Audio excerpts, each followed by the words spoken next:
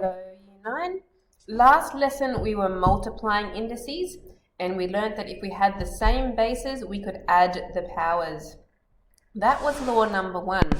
Today we want to do law number 2, which is dividing with indices. Now again, the bases have to be the same for this rule to work. If you are dividing things with the same base, then you will have the same base in your answer. But this time, you will subtract the powers to get m minus n here. Okay, so that's it written as a formula. It's always much easier to do these with actual questions. Okay, so question number 1. If k is the base for both of these things here, then k is going to be the base of my answer, and I just have to subtract the powers. 10 take away 3 is 7. In question 2, f is the base of both of them, so f will be the base of my answer. Remember, if there's no power on one of your letters, that means that will be a power of 1. So then I will subtract 7 take away 1 is 6. So f to the power of 6 for the answer. If there are big numbers out the front, the 18 and the 9 here in question number 3, then because we're dividing, we now need to divide those numbers. 18 divided by 9 is 2. You can use your calculator to do all your multiplying and dividing if you need to. Okay, then my base is a, and I subtract the powers. 7 take away 2 is 5. Question 4. We have big numbers out the front, so we want to divide them. We have 120 that we want to divide by 6. That makes 20.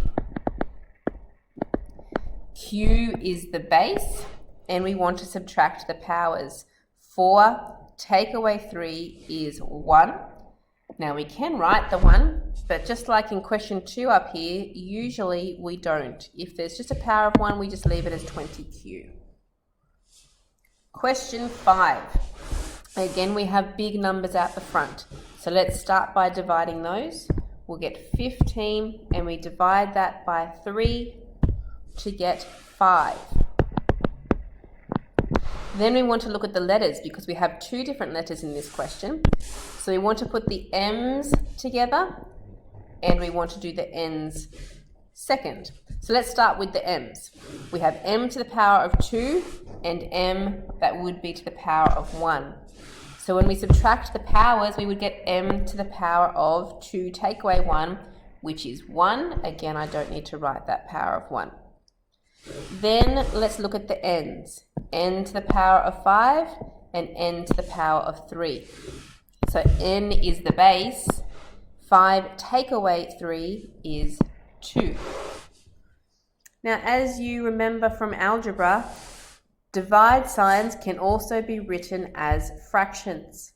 Okay, the thing about these fractions though is that 25 doesn't divide by 10 exactly. Okay, so they won't always simplify down to nice numbers. So instead, what you want to do is use your calculator to simplify the fraction down as far as it will go without going to a decimal. So I type in the big numbers, the 25 over the 10. Okay, and I press equals. So that means I know I'm going to have a fraction of 5 over 2 in my answer.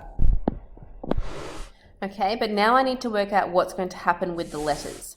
So the p to the power of 6 on the top and p to the power of 1 on the bottom. So we know that that line means divide, which means I want to subtract those powers. 6 take away 1 would be 5. Now the question is, where do you put that? And the answer is the top, p to the power of 5. Then we do the same thing with the q's. We have q to the power of 8 and q to the power of 7. So q is the base, and 8 take away 7 is 1, so we can just write that as q. We don't need to write the 1. So both of those letters will be on the top. Okay, let's try question 7. Now this question, we're getting a little bit tricky here because we have some multiplying on the top and the bottom, and then we have a divide sign as well. We actually have 2 things we need to do. Now don't try to do both at once, okay? That's too confusing. So I need to do the multiplication first. So this is what we learnt about last lesson. When we're multiplying, we multiply the numbers. So I have the big numbers, that is. 25 times by 8 makes 200. So multiply the big numbers and collect up the letters. Now we have P and we have Q. The bases are different. So we can't add together the powers here. All we can do is push those next to each other. So P to the power of 6, Q to the power of 8. Because you can't put P's and Q's together, they have to stay separate. On the bottom, we want to do the multiplying as well. So we go 10 times 5 is 50 for the big numbers. Then the letters, again, we have different bases, so they just have to get squished together at the end. P and Q to the power of 7. So now that we've done the multiplying, we'll do a second step for the divide, which is the fraction part.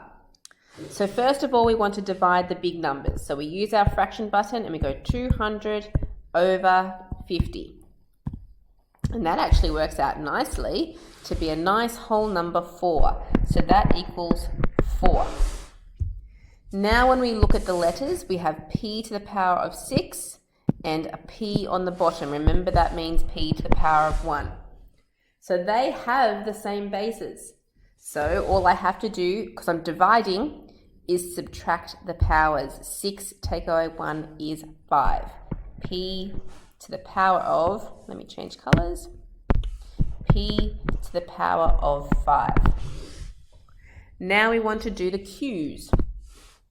We have Q to the power of 8 and Q to the power of 7.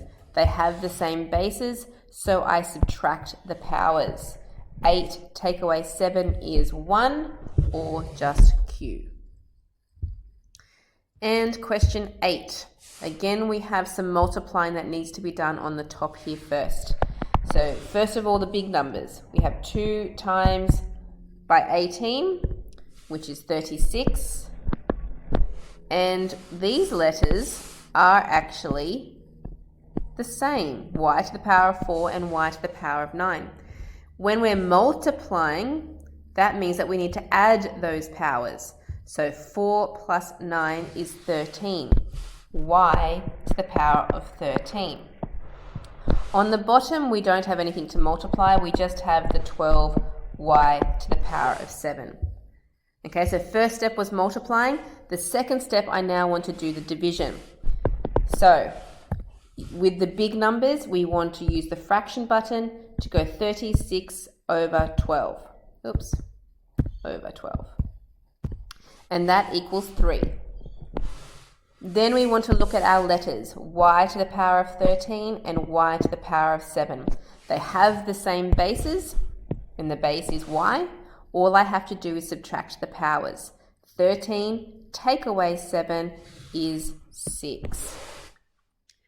Okay, so most of your questions will only require one step, like questions 1 to 6 here. There might just be a couple that are like questions 7 and 8 that have the 2 steps. Okay, so here are your questions. Question 6 here, these ones are the ones that you'll need to do the 2 steps for. So in A, B, and C, these ones that I've highlighted, you'll need 2 steps for. Okay, and that's it. They're your questions for today.